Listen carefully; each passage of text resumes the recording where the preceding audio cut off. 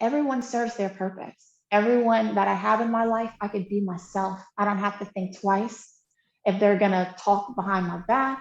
I know where their motives are. I know who they are. And I think that is the biggest thing whenever you're growing and you're shedding skin, is to understand that if you keep people around you that don't want to grow, if you keep people around you that are still thinking how they thought 5, 10 years ago, still struggling with the things they were struggling with 5, 10 years ago, where do you think that's going to bring you?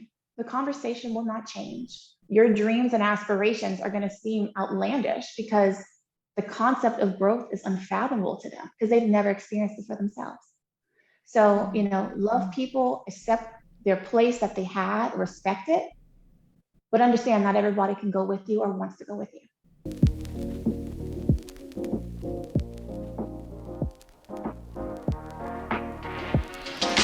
Hey guys, welcome back to the Push Podcast. I'm Janelle. And I'm Eddie. And we are super excited to introduce a fun guest for you today. Her name is Morgan Richard Olivier. She's an author. She's written 2 books. She's an advocate for empathy and empowerment. She's a wife. She's a speaker. She has a passion for writing that serves a form of therapy for her and her audience. And so we cannot wait to hear all about her perspectives. She wrote a book called Questions, Christ, and the Quarter Life Crisis in 2020. And I mean, just the title alone kind of scares me a little bit. Scares you? What, you scared of Christ? I mean, Questions, Christ, and a Quarter Life Crisis. That's a whole lot in one book title, right? Right. And so, Morgan, welcome so much. Morgan, Modern Morgan. Do people call you by your Instagram name? It's funny you say that because I've had people like call me modern. I'm like, guys, it's just, the handle. It's just Morgan. Yeah. But, love it. Thank you. So, I wrote Questions, Christ, and the Quarter Life Crisis. I would say a year ago. It was released actually a year ago yesterday. So we're celebrating its little birthday. Wow. Yeah. Congrats. So a lot has changed. Thank you. A lot has changed in 1 year. Okay, so here's the first question. Do you find that after you shipped it out into the world, you immediately were like, okay, now I have some different perspectives and like different things to share? Definitely. I can honestly say that book liberated me in so many ways because it was literally an extension of my soul, my struggles, my pressures, the pains, the growth that I had experienced in the last, at that time, I'd say 2.5 years. But releasing it and putting it out there and saying, like, this is who I am. This is what I've struggled with. This may be who you saw, but this is who I am now. It helped me grow, and it really brought about that place of empowerment that I tried to extend to people. Because as long as you feel like you are a shell of who you are, or expectations of people, I can't articulate it right now, but it's hard. You feel like you're masked. But if you can come out and say your truth, that's it. Like nothing can phase you at that point.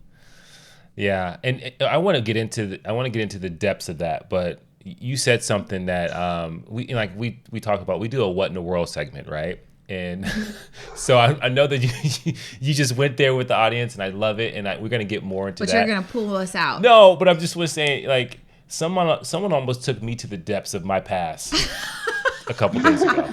Your past from the hood, you almost got ghetto.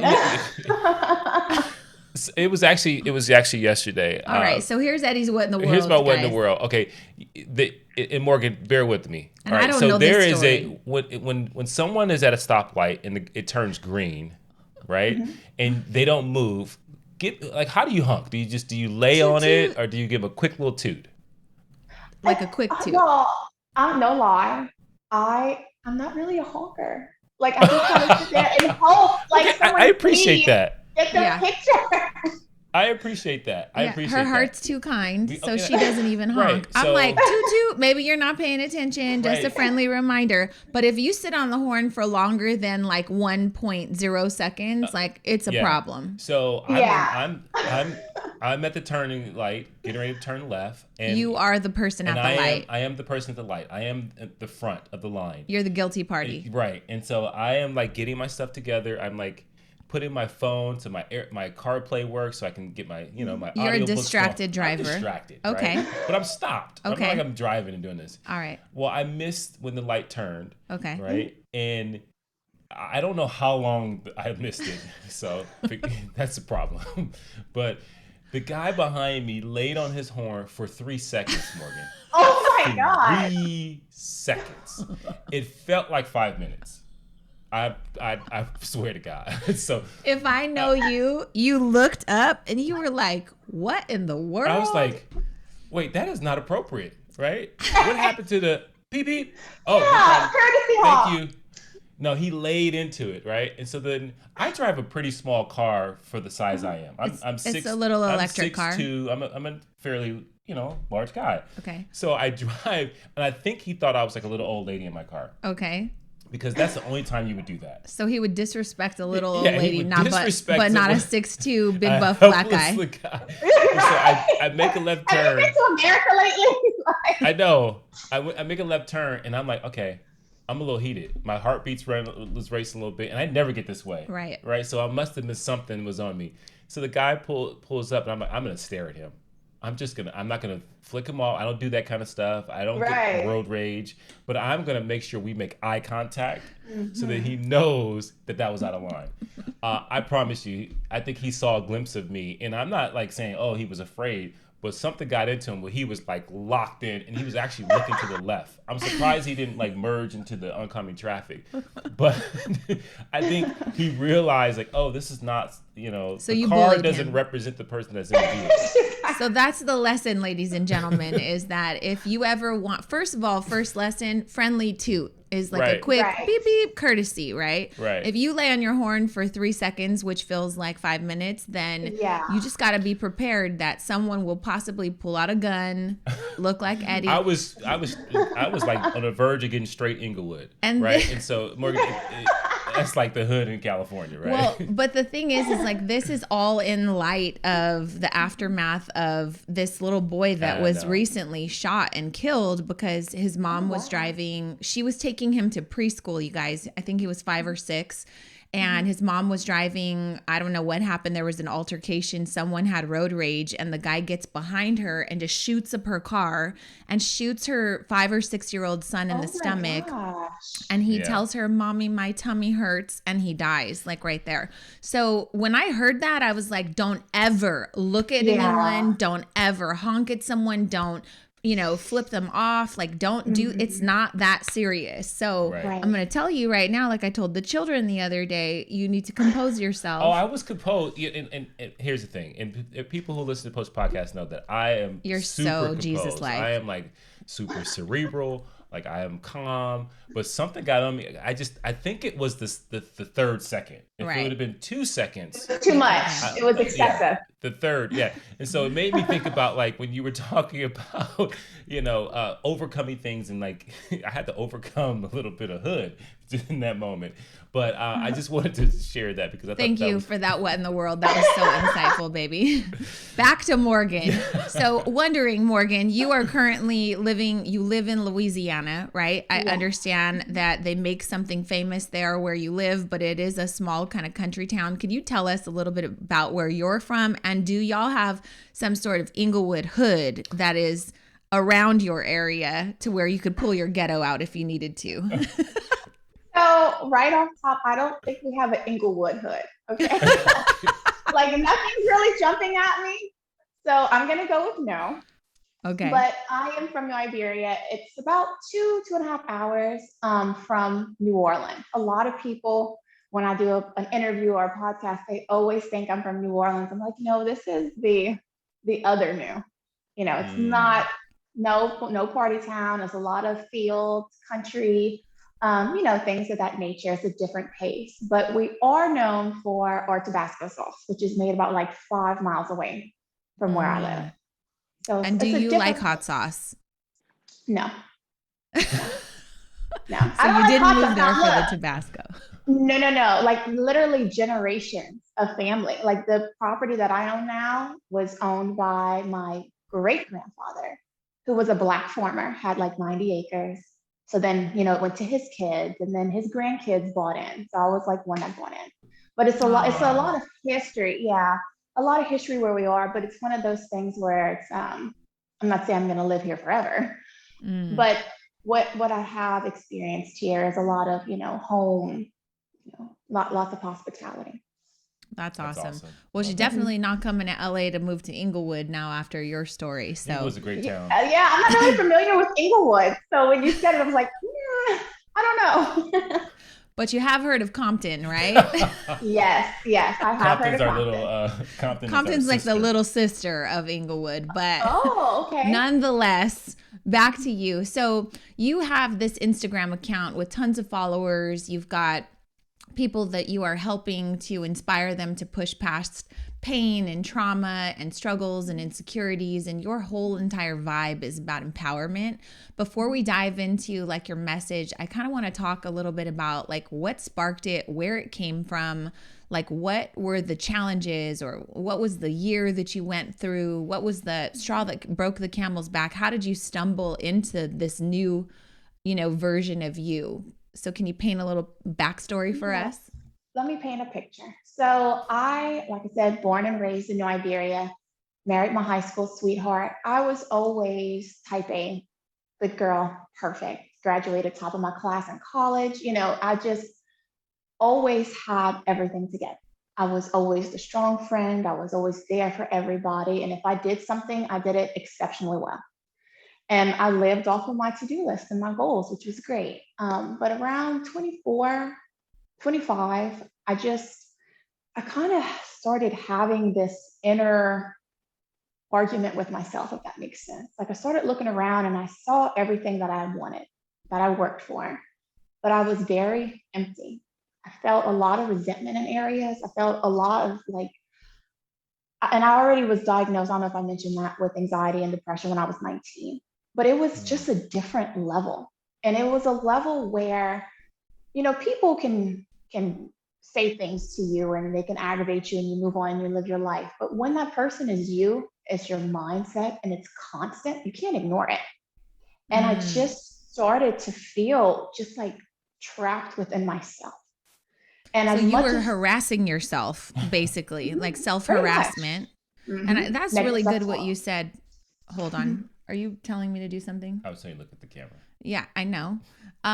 So you were harassing yourself basically, and what you said was really important. You said when someone else says something about you or has an opinion about you, that's one thing, but when the negative opinion's coming from you, that hits in a different way.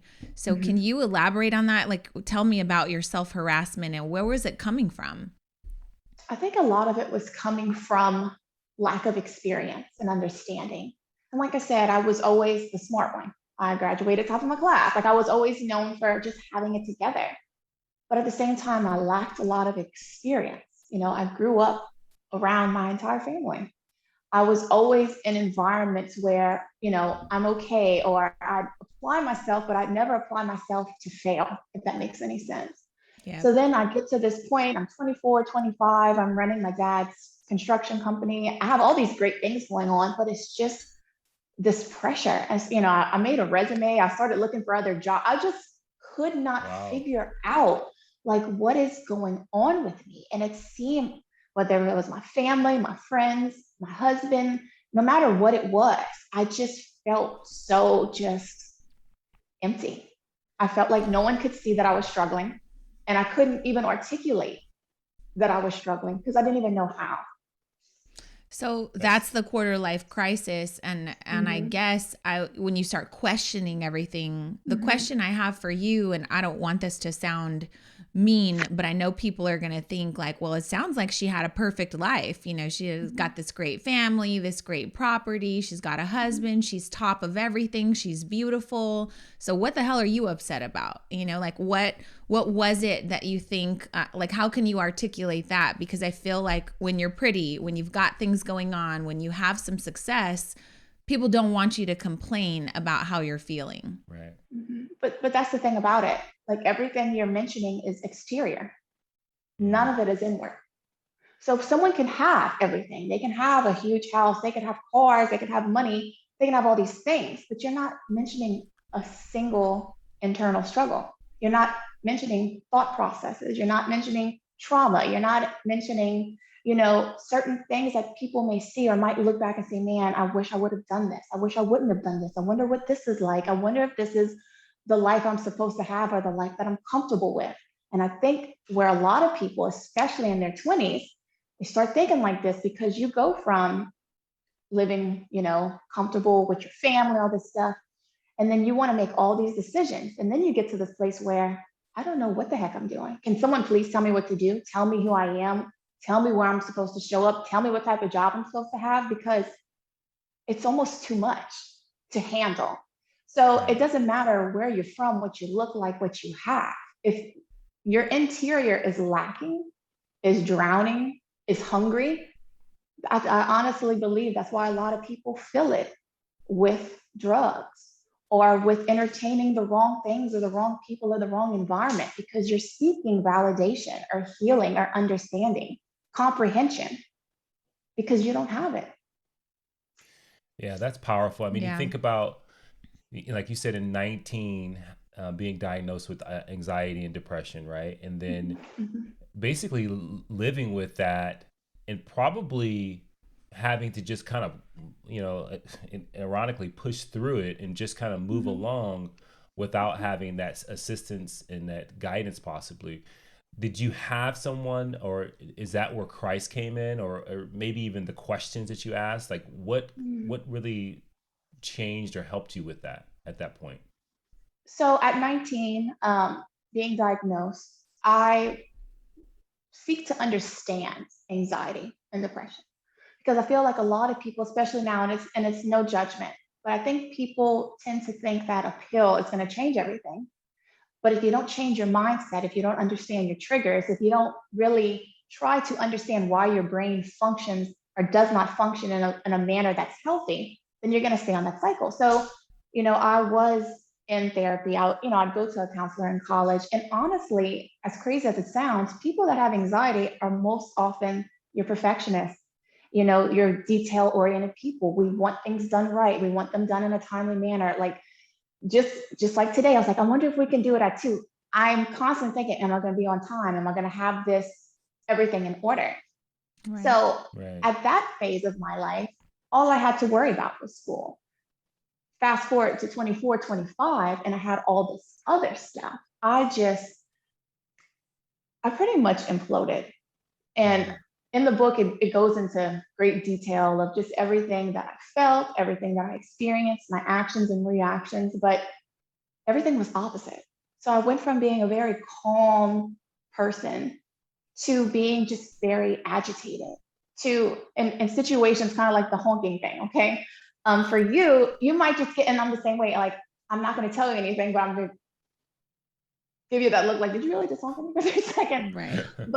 But when you are at this place where mentally, emotionally, spiritually, you're just depleted, you would be surprised the way you react in situations. You'd be surprised what your weaknesses are and when they come out, because you have not been to that place yet.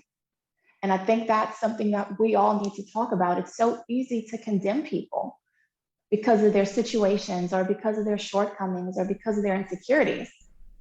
But when is the last time you've ever walked a mile in that person's shoes? When is the last time that you really knew the extent of what someone is keeping in their mind or in their heart? You don't know. Yeah, there's a TD Jakes has a quote.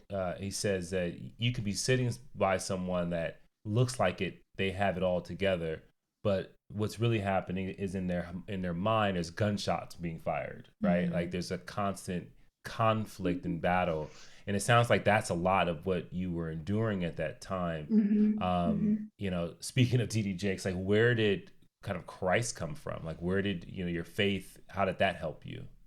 So in that season, like 25, I just struggled everywhere, financially, professionally, my marriage, my friendships. It was a very, very dark time. And completely isolated myself. I went to a deep depression. I didn't eat. Honestly, I didn't wash my hair, didn't bathe. Like, it was just a lot. And it's, to people that have never experienced that, it just sounds like, how could you do that? That's so disgusting. But when you're in that place, it's kind of like you go to sleep every night hoping that you're not going to wake up in the morning. Everything, you can't plan, literally, you can't plan for a week or a month because you can't even think of what's in front of you. It's just very dark. And I remember, going to counseling 3 times a week. And that's what I tell people, like, you just don't know what it's going to be, the straw that breaks the camel's back. And, being there 3 times a week and just talking, and I ended up going to my grandmother's funeral, because in the midst of all this happening, my grandparents that I was very close to, I grew up next door to my entire life, they ended up dying within 4 months of each other. So it was just one thing on top of the next. Wow. And I went, and one of the women that was at the service worked with my mom, and like, she knew, like, no matter how much I could think I was covering, she knew something was wrong, because I used to write. I started writing for the Odyssey online in like 2016. And I'd write all these positive things and give all this advice, which a lot of people that aren't happy, they over, compartmentalize, and it's like that toxic positivity thing. That's where I was. And I wrote great things, don't get me wrong, but I think a lot of that came from a place of not wanting to handle it myself. So when I went through that, I disappeared. I got off all social media, and she was talking to me, and she was telling me, she's like, I know where you are. I could feel where you are because I've been where you are. And she invited me to go to her church, which is Saturday nights. And I went, and it changed everything. Just, wow. I needed to be there. And a lot of things led up to it. It's a long story that we probably don't have time for, but I'll definitely share it with you. But I needed to be there. It was my timing to be there.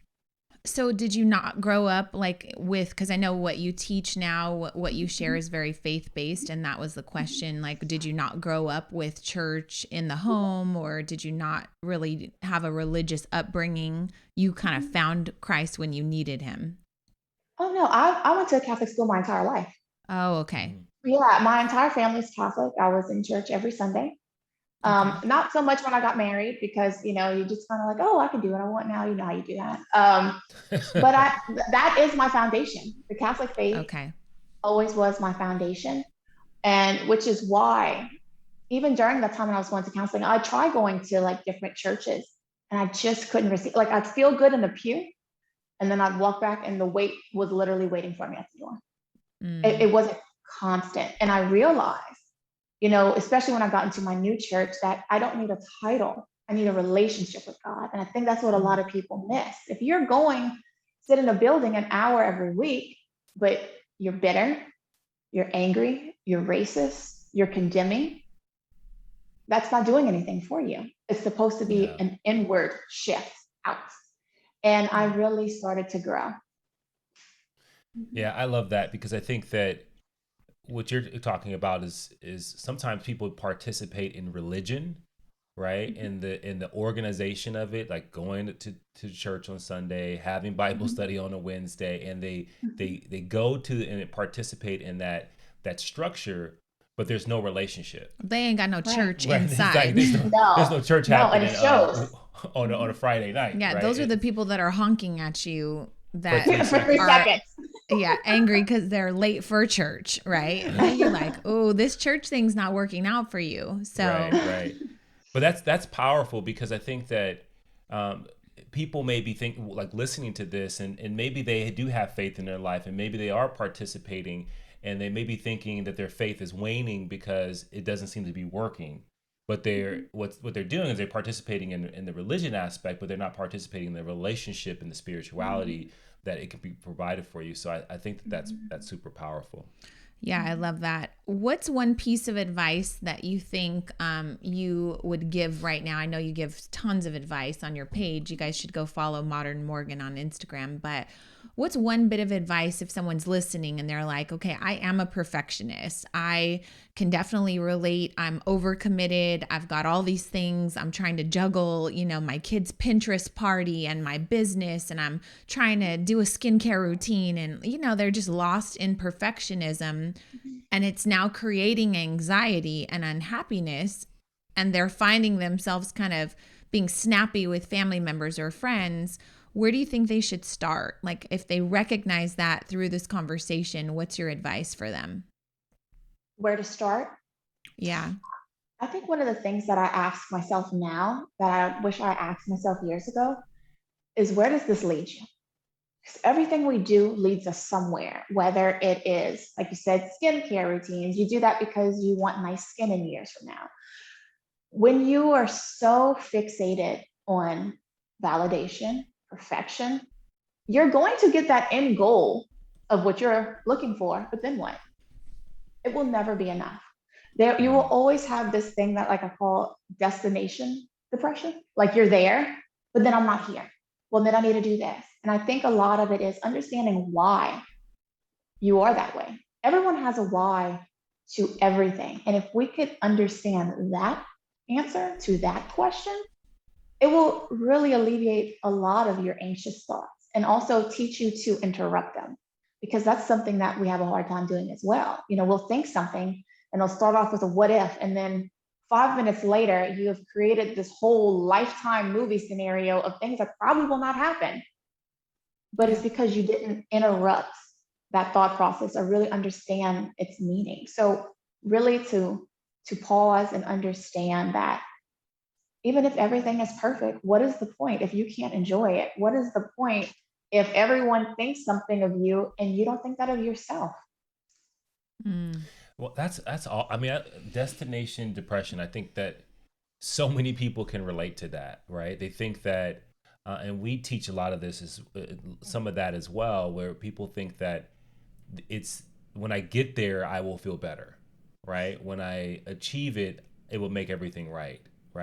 Instead of it being a situation where the journey provides that fulfillment, the journey provides so much more. It's not so much the outcome, it's the journey. So I love that, because I think that so many people can see that. They thought, oh, when I get married, then this will be better, right? Or bless you. Bless you.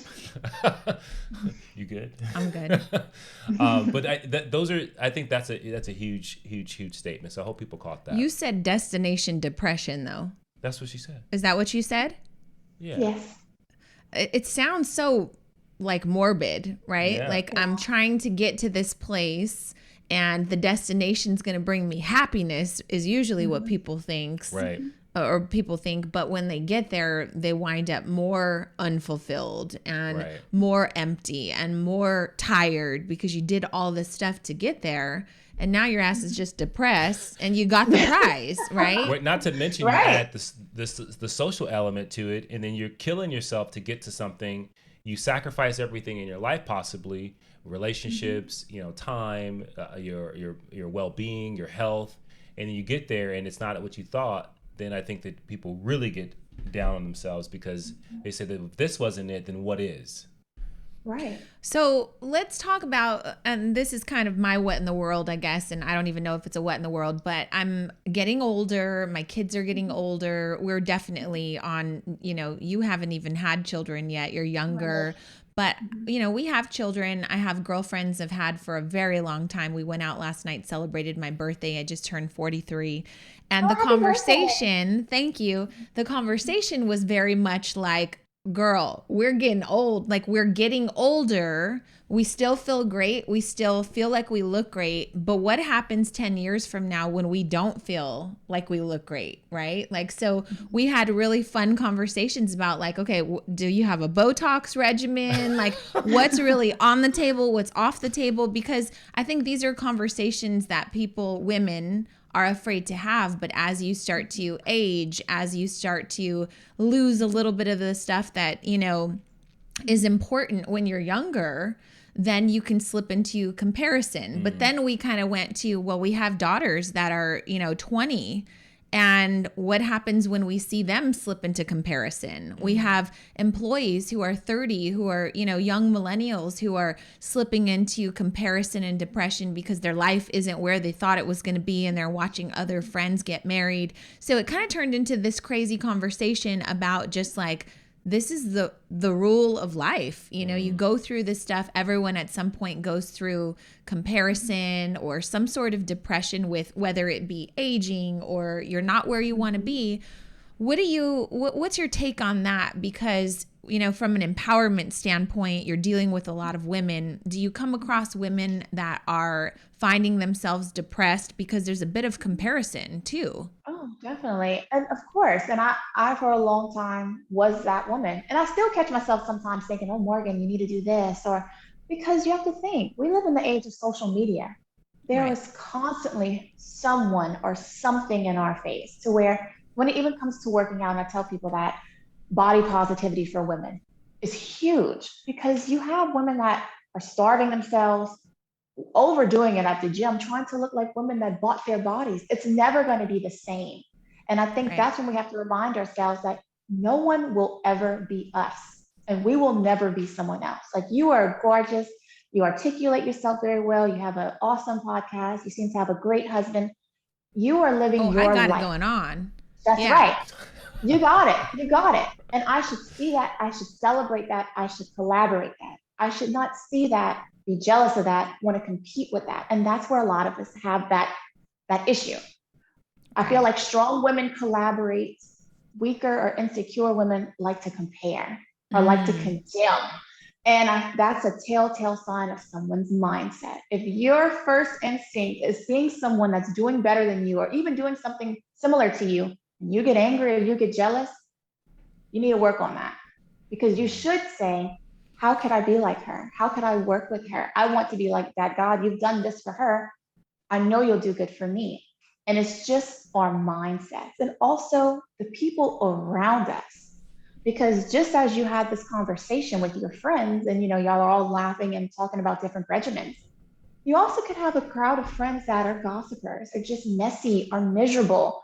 And that'll literally age you much quicker, because you're not Right. working on yourself. You're just talking, not putting energy. So I think that is something that helps me with comparison, knowing that no one will ever be me, ever. No one will ever be Yeah. you. It's being your best self and knowing that that's enough. Yeah. Yeah. Well, Really quick, let me tell you this though, because this was last night. I posted a picture today, and one of my girlfriends is like, that's it. I look like a whale in that picture. And I was like, here's the thing. You're only ever going to be this beautiful today. And the Mhm. picture is not really for you. It's for the people that love you. And so that's a whole nother conversation when it comes to like, I just don't feel good enough. So I'm going to let those negative voices that you were talking about earlier, I'm going to self-harass myself for no good reason. Like, no one else is telling you this except for yourself, right? Yeah. So there's that perfectionism, there's that self-doubt, there's that comparison, there's that expectation of, I should look like this and I should be here. So now you're just going to harass yourself, and you really won't feel great, Right. Yeah. Self-harassment is the worst harassment. But I have a question for both of you. Like, what is that balance, right? Because I think men do some comparison. Maybe it may be on more materialistic things, or maybe it be exactly the same. Maybe it's body, it's looks, it's everything. But I feel like it's really prevalent with women. But what is that balance between maintaining and maybe like Botox and things of that nature, and beauty regimens, and also the balance of like, hey, some of those things don't matter as much. Like, what is that balance look like? You go first, Morgan, because I have an answer, but I'd love to see what you think. Okay, so just talking about body positivity and things of that nature, I was always an extremely insecure person, literally my entire life. So it's kind of funny when people compliment me at like this age, because when you tell yourself things for so long, you literally look at yourself through another lens. But in this skin, in this season, I am more confident and comfortable than I've ever been. And I was telling my husband, which is funny that y'all bring this up, because I always was a person, like, I weighed what, 120, 124, 126. And if I started gaining any weight, I'm 5'7". I'm getting fat. All my clothes are going to be different. It drove me nuts. And last year I told my husband, I'm like, you know what? I don't want to be skinny. I want to be healthy. I want to be strong. I want to feel good about myself. So I started working out and eating more protein and lifting weights. And I'm 139 pounds now, and I can lift, and I'm sure I could knock the wind out of somebody if I kicked them, just laughing about it now that I look back and see how much pressure I put on myself. But even now, I don't have the perfect body. I mean, I sit down like every woman, you might stand up, and I don't know if you relate to this, but you stand up and you look a certain way, and then when you sit down, your thighs like grow like times 3, or your thigh might wink at you when you sit on the edge of the tub. Yep. You don't freak out about it because you're like, look, I am not 16 years old trying to fit into a prom dress. I'm a woman. I change, my body changes. And I think that's the mindset that we have to understand. We're going to grow and outgrow mindsets, grow and outgrow people, grow and outgrow clothes. That is life. Change is inevitable, or it should be, and I think that helps with our confidence. Love that. I love it. I don't know. I got lost in her answer, so I second that. Well, I think what I heard was like there's a deep level of acceptance, and then there's also this understanding that you have to let go of versions of yourself that you're trying to take with you. Like you're trying to take with you, you're 50 years old, but you're trying to take with you your 20-year-old version of yourself. Yep. And you're doing everything you possibly can and not realizing that it's unhealthy, right? From just a standpoint of your own mental health, because you can't keep that, right? So that's kind of what I really took from what you said. And I thought that was great. Because I do think that balance is about how do you feel inside, right? And then I guess what I'm saying is that for women that want to say, hey, I still really want to look my very best for me. Yeah, that's where I was going to go with my answer. And can they be true to that? Right. Because I think you can say that, but really it's like, if no one's complimenting you, is it really for you? Right.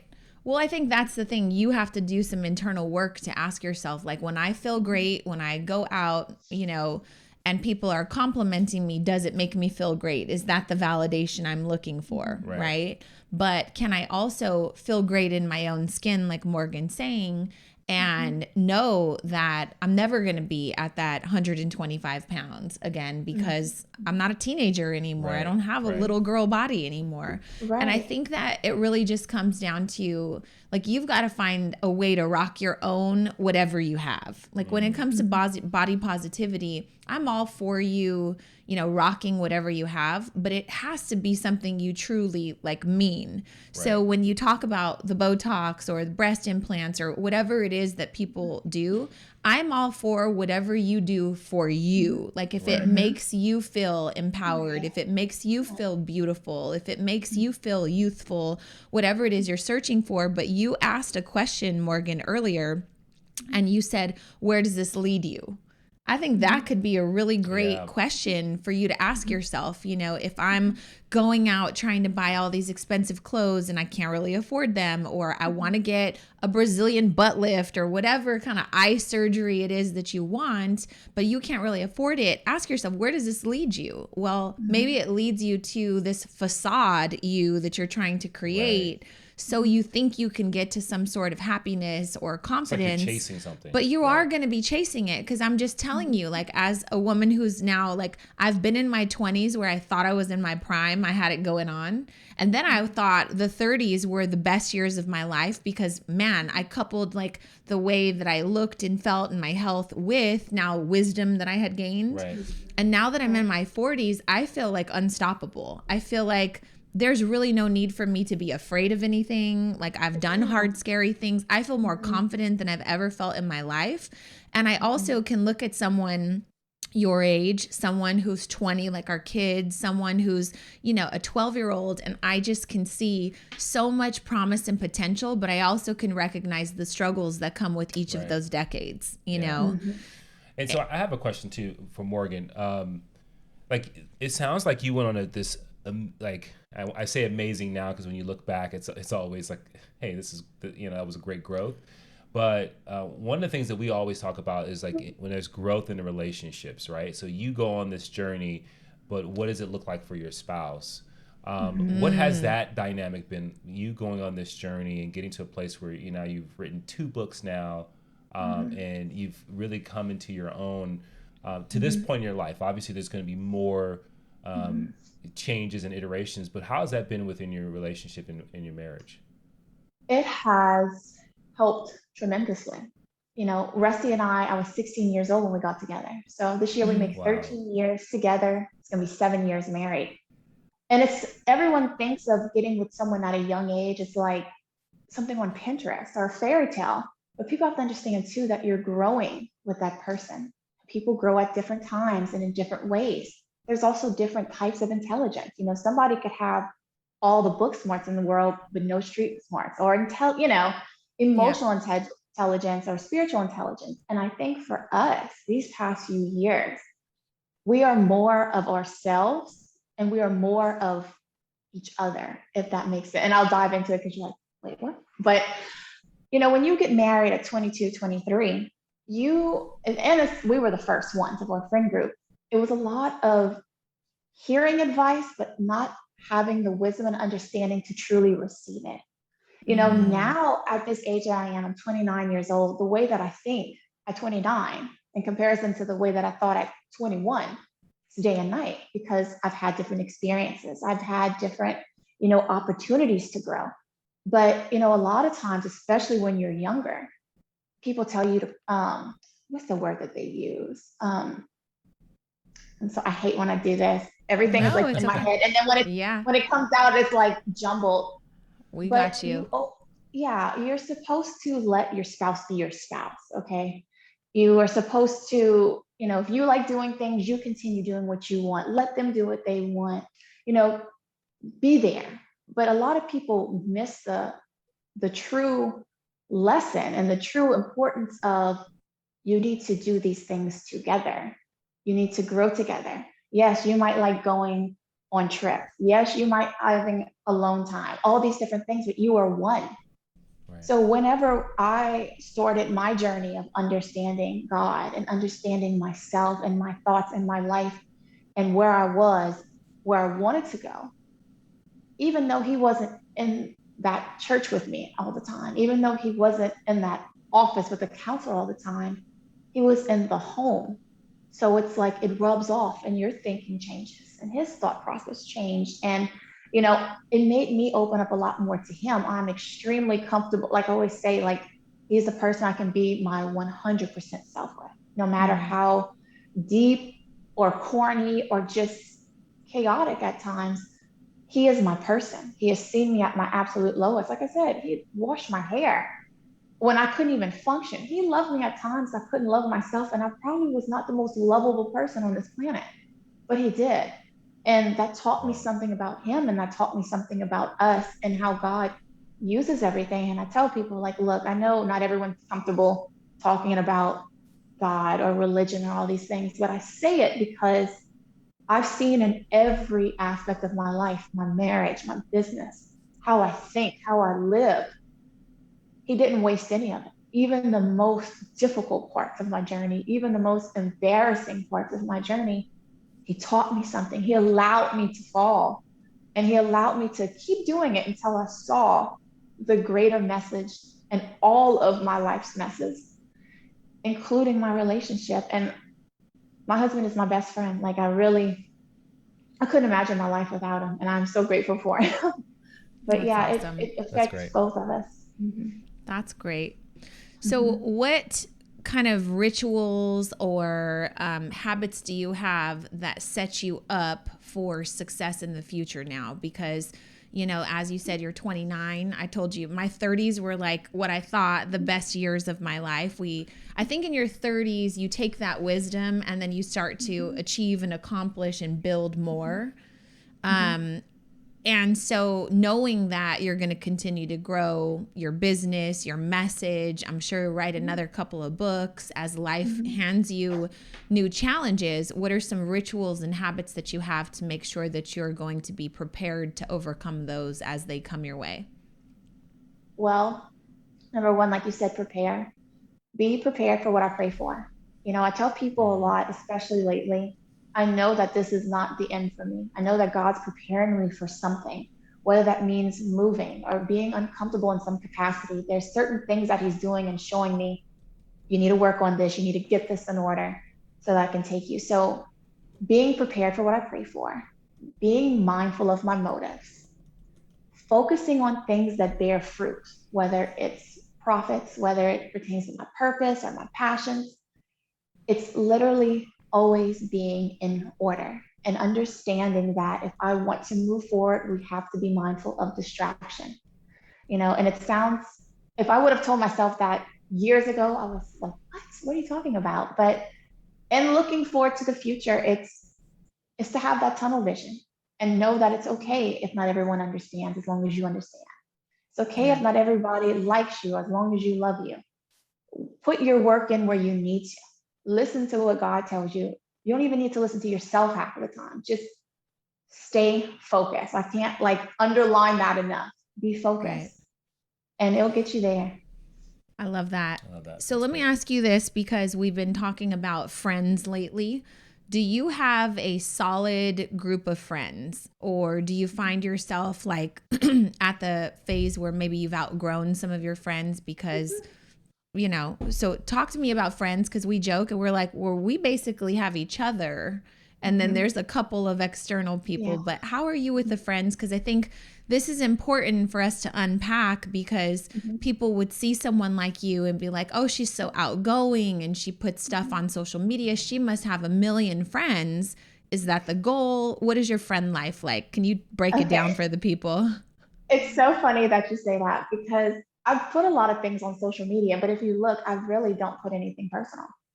You've never seen photos of my friends. You've never seen me going eat anywhere, doing anything. And that's one of those lessons I learned, to keep your life covered, still be relatable, but cover things that are meaningful. And when it came to friendships, I'm going to brush back on me saying, as you grow, you outgrow. Right. And as I grew and I stopped making excuses for myself, because whenever you work on yourself mentally and spiritually, God doesn't just reveal all these wonderful truths to you. You have to come to terms with some ugly truths about yourself, the people you allow in your life, the environment you go, the things that you listen to.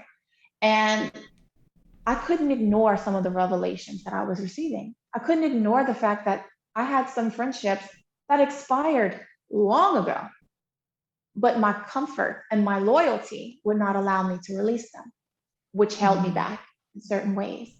And it's understanding that, you don't have to be enemies with people, but you have to know when something has run its course. I might have thousands of memories with certain people, but that doesn't mean I have to make another one. I'm gonna appreciate it, I'm gonna love you for it, but I'm gonna keep it going. And, I have my two best friends that I've been friends with since, high school. We're very close, but a lot of my friends, are people that I seek wise counsel from. I'm close to, my parents, my pastor, elders in my family. I'm sorry, I don't know what just happened. It went blank. But I've learned that I don't just throw that word out there anymore. There are people that are your family members. There are people that are your associates. You might work with people. Not everybody is your friend. And I have a very close knit group of friends. Like I said, and they, not that they're all we're all friends with each other and we go places, but everyone serves their purpose. Everyone that I have in my life, I could be myself. I don't have to think twice if they're gonna talk behind my back. I know where their motives are. I know who they are. And I think that is the biggest thing whenever you're growing and you're shedding skin, is to understand that if you keep people around you that don't want to grow, if you keep people around you that are still thinking how they thought 5, 10 years ago, still struggling with the things they were struggling with 5, 10 years ago, where do you think that's going to bring you? The conversation will not change. Your dreams and aspirations are going to seem outlandish because the concept of growth is unfathomable to them because they've never experienced it for themselves. So, love people, accept their place that they had, respect it, but understand not everybody can go with you or wants to go with you. Love it. Yeah. And in closing, because I think we could keep talking about tons of different conversations, and I'm looking forward to connecting with you even off of the podcast. But in closing, what do you want, when people talk about you, your legacy, what do you want to have contributed to the world and or to whom? I just want for people to learn that nothing in life is wasted. Nothing. I look at people, and I know when we first started our conversation, you're like, oh, well, you came from a pretty comfortable life, or you have this and you have that. And I wish more people would see that no matter what people go through, no matter what their background is, no matter where they are in life, it is never too late to change your direction. It's never too late to step outside of expectation. It's never too late to use your empathy and passions to make a difference in not only your life, but in other people's lives. Because everyone loves a positive thing to read. But what really changes people's lives are things that are empathetic, things that are raw, people being vulnerable and saying, like, look, I know you feel alone, but I know where you are. I've been where you are, or I am where you are. That's how you change. No one is going to remember someone just because, like you said, they had a Brazilian butt lift or they have perfect skin. You don't remember that. You really don't. What impacts you is how someone made you feel and how someone made you change how you feel about yourself.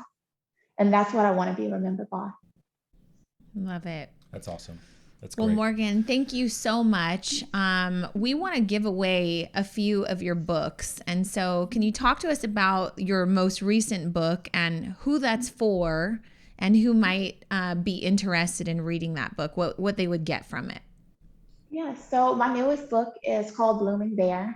And I tell everybody, if you've read Questions Christ and the Quarter Life Crisis, which is so funny when I say it, I'm like, I literally have a whole sentence for a book title, but that's another conversation.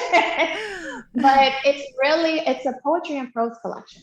And it's your lessons and thoughts, your innermost thoughts when you're going through that journey. So, Bear is, breaking, assessing, redirecting, and embracing. So it's all those parts of your journey, because a lot of times we don't just wake up one morning and say, oh, I'm going to start loving God today. I'm just going to accept where I am and, look at the purpose in all life's pain. No, like something gets your attention. Something usually breaks or is not right. So it walks you through that and your thought processes and the lessons, and really shows you that until you are bare, release yourself of regret, release yourself of expectation, you really can't bloom. And it's a beautiful journey. I love it. Good. So if you guys are interested in getting bare and starting to bloom, I want you to take a couple of seconds to leave a rating and review for the Push Podcast. Then head over to Instagram, go follow Modern Morgan, and then we're going to give away 3 books. One to help support Morgan and her message, but also to help support you guys in your growth and personal development. So thank you so much for making the time to hang out with us today. You are a beautiful soul on the inside and outside. And I'm just looking forward to connecting with you more. Yeah, thank you so much. And for everyone, Morgan Olivier. Yeah, thank you so much. Check her out. We'll talk to you guys later. Bye. Push through.